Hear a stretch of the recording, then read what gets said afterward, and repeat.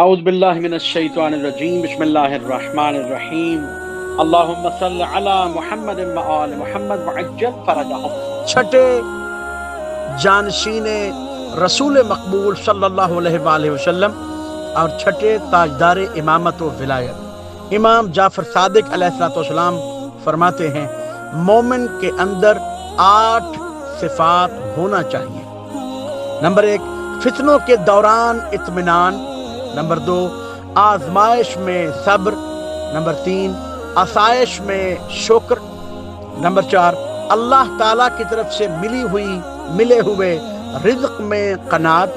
Number 5، دشمنوں پر بھی ظلم نہ کرنا۔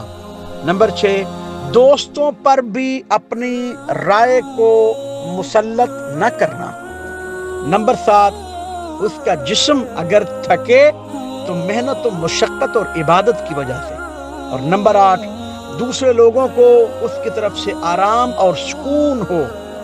نیز فرمایا علم مومن کا دوست ہے، حلم یعنی بردباری اس کا وزیر ہے، عقل اس کے لشکر کا امیر ہے، رفاقت و محبت اس کا بھائی، اور نیکی اس کا باپ ہوا کرتی